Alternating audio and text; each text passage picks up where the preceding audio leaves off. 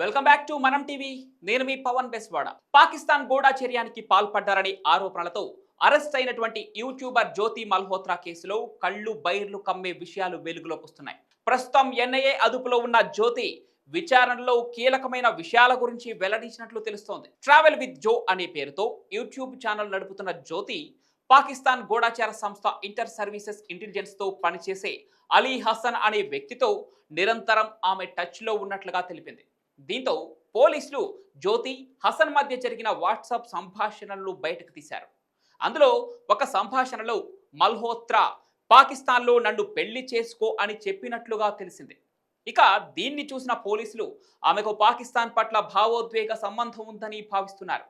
ఇది మాత్రమే కాకుండా వాట్సాప్ చాట్లలో భారతదేశంలో గూఢచర్య కార్యకలాపాలకు సంబంధించిన విషయాల గురించి కూడా సంకేత భాషలలో ఉన్నట్లు సమాచారం. అంతేకాకుండా ఆమెకు చెందిన 4 బ్యాంకు ఖాతాల సమాచారం లభించిందని, వాటిలో ఒక ఖాతాలో దుబాయ్ నుంచి ఆమెకు లావాదేవీలు జరిగినట్లు గుర్తించారు. ఇక ఆమెకు అక్కడి నుంచి నగదు ఎలా వచ్చింది, ఎవరు పంపించారు అనే విషయాల గురించి తెలుసుకునేందుకు అన్ని ఖాతాలను పరిశీలిస్తున్నారు దర్యాప్తు ఏజెన్సీలు.